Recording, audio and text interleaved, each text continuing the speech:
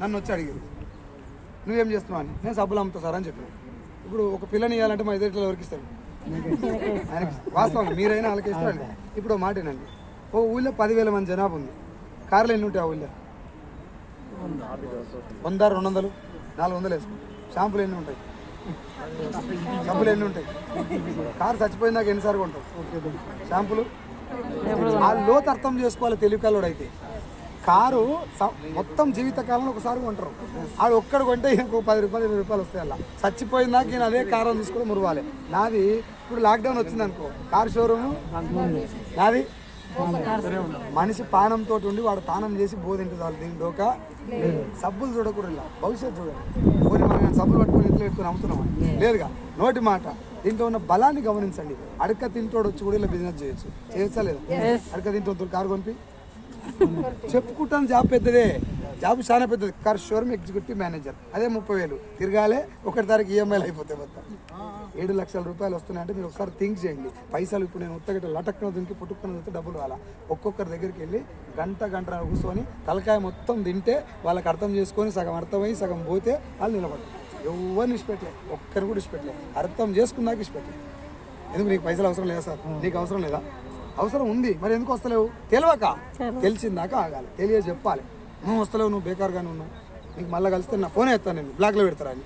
గట్టి ఎట్లా పెట్టరు బ్లాక్లో? మనుషులను దూరం చేసుకోదు నువ్వు ఏ పని చేసినా. అవునా కదా? ఆ మనుషులను పోతే దొరకరు. ఇప్పుడు ఈ పర్సన్కి నేను ఉన్నా అనుకో, నేను లేను రేపు పొద్దుగాల, ఆయన ఎవరి దోలాడుకుంటాను. దరిద్రం ఏంటంటే బతుకున్నప్పుడు మనిషిని తిరుగుతారు, చచ్చిపోయినాక ఆయన దగ్గర కొన్ని లంగపాలు ఉన్నాయి కానీ మంచోడే రాడంటారు. చచ్చిపోయినాక అనడం అనుకో. బిజినెస్ చేసినా నువ్వేం చేసినా మనిషికి రెస్పెక్ట్ ఇవ్వండి. సరే ఇవాళ వస్తలేవుగా, మళ్ళీ ఎప్పుడు వస్తావు మీటింగ్? స్వాతి పుత్రంలో కమలాసం చూసిరా? ఎవరు నిలబడతారు అంతే. వాడు ఉద్యోగం ఏమని అడిగాడు, ఏదో పోయి నిలబడతాడు. నేను చూసే ఉద్యోగం ఇస్తారని. మనం కూడా గదే పని. మీరు చెయ్యి చెప్పండి, బిజినెస్ ఏందో తెలుసుకో. మీటింగ్కి రా, ఇవాళ వస్తలేవా? No problem. మీటింగ్కి వచ్చే ముందర ఫోన్ స్విచ్ ఆఫ్ చేస్తున్నాడు. స్పీకర్ కార్డు ఉన్నాడు, ఏమైంది? ఏదో పైన వచ్చింది, వానికి చెంబట్టుగా పెట్టిందేమో, నీకేమైంది అని బాధ నీకు ఎందుకు? వదిలే, లైట్ తీసుకో, ఇంకో 4 చెప్పు, ఇవాళ కాకపోతే రేపు. అట్లా అనుకోవాలి మనసులో. మైండ్ ఎప్పుడు కూల్గా ఉంచుకోవాలి, ఫ్రస్ట్రేషన్ తోటి రావాలి. నేను ఇప్పుడు కిరాణా షాప్ పెట్టినావు, మీ చుట్టాలు ఎవరు అలా కొట్టలేరు. ఇల్లు పోయి తిరిగి కొట్టేస్తావా? ఈ షాపే ఇంకా మంచిగా పెట్టుకుంటావు, దొరకనివన్నీ ఆడ పెట్టుకుంటావు, ఇంత పెట్రోల్ అమ్ముకుంటావు, ఇంత పిండి అమ్ముకుంటావు, మంచి పెడితే షాప్ పొడుగు అవుతుంది. షాపును చూసుకుంటారు కానీ జనాలు తిడతారా? షాప్ డెవలప్ చేయాలి. మనం కూడా అంతే, మనల్ని డెవలప్ చేసుకోవాలి. నేను ఈ మేడం ప్లాన్ చెప్పిన, రాలే అంటే అర్థమైంది, పైసలు అవసరం లేక కాదు, నేను చెప్పింది ఆమెకు అర్థం కాలే కాదు, ఆమెకు అర్థం అయితే నేను చెప్పలేకపోయినా. మా సార్ తోటి చెప్పాలి, ఇంకో దాంతో చెప్పాలి, ఇంకో మీటింగ్ తీసుకురావాలి, ఇంకో ట్రైనింగ్. ఇట్లా ఆలోచించాలి తప్ప మనుషులను తిడుతురు. మా వాడు మొత్తం బేకార్గా ఉన్నాడు సార్, మా ఊళ్ళో మొత్తం బేకార్గానే ఉన్నారు సార్ అని చెప్తారు. ఊళ్ళో ఎవరు ఉండరు, అర్థం చేసుకునే వాళ్ళు ఉంటారు. 4 సార్లు చెప్పు, రాలే విలే. పార్టీలో చేసిన వాళ్ళ, పార్టీలో జాయిన్ అయ్యి కండవ కప్పుకున్న వాళ్ళందరూ వేస్తురా. మా ఊళ్ళో ఒక ఆయన ఉంటారు, ఆయన పేరు గజ నరసింహ.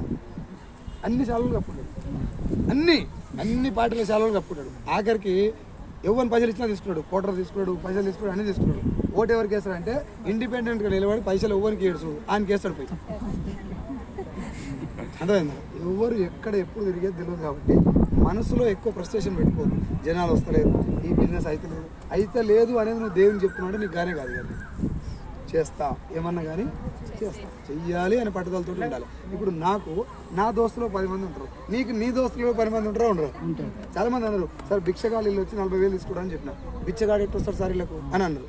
నువ్వు మాట చెప్పు, నీకు దోస్తులు ఎక్కువ, బిచ్చగానికి ఎక్కువ? తల సబ్బుకున్నా అంటే మనసు ఉండాలా.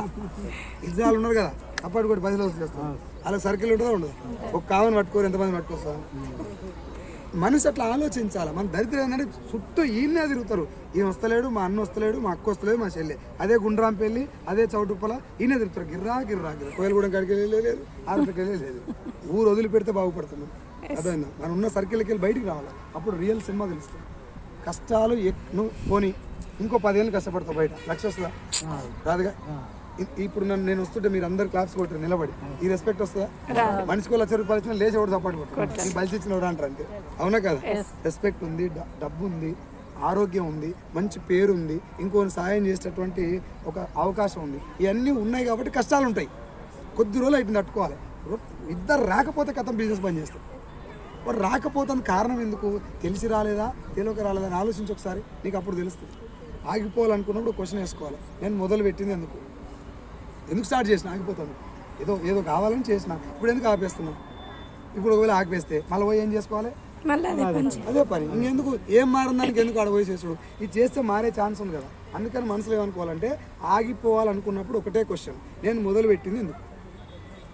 మొదలుపెట్టింది దీనికోసం కాబట్టి అది సాధించిందాక పని చేసుకుంటూ వెళ్ళిపోదాం అని చెప్పి ఆగిపోదాం అనుకున్నప్పుడు కనుక నువ్వు ఒక్క నిర్ణయం తీసుకొని బలంగా అడిగేస్తే అది 1000 అడుగులతో సమానం. అప్పుడే మన ఆలోచన పని చేయాలి. ఇప్పుడు నేను మాట్లాడతాను, నా మాటలు విన్నప్పుడు ఇట్ అయిపోతాను మొత్తం. సార్ ఇంకా తీసుడే సార్, వీళ్ళకి పోగానే సార్ చెప్పినట్లేదుగా, ఇది నేను బాగానే చెప్పిండు కానీ ఇది అయితలేదుగా, నేను చెప్పుడు వేరు నువ్వు చేసుడు వేరు, అవునా కాదు? ప్రాబ్లమ్సే వస్తాయి. నేనే చెప్తున్నా కదా, ఈ బిజినెస్ ఎట్లుంటుంది కొద్ది రోజులు అంటే ఎప్పుడు బంద్ చేద్దామా అన్నట్టే ఉంటుంది, ఊకనన్నా జాయిన్ అయితే కదా అన్నట్టే ఉంటుంది. అట్లా ఉన్నప్పుడు ఏమంటారు అంటే, ఇప్పుడు చచ్చిపోయినాక రావణ కష్టాలు ఉన్నాయా సుఖంగా ఉన్నాయా? రావణాసురుడు కష్టాలు ఉన్నాయి. ఇంకో 2 రోజులు అయితే చచ్చిపోతాను దాకా సుఖపడాడు రావణాసురుడు. దేవుడెవడు? ఇది కూడా గంతే. కష్టాలు ఉంటేనే పొద్దున స్టేజ్ మీద ఎక్కి నువ్వు మాట్లాడుకుంటానికి ఒక స్టోరీ ఉంటుంది. సార్ నేను ఇన్ని బాధలు పడ్డా, ఇన్ని కష్టాలు పడ్డా అని నువ్వు చెప్తుంటే ఇంటోళ్ళ ఇంటికాలు నిలబడాలి.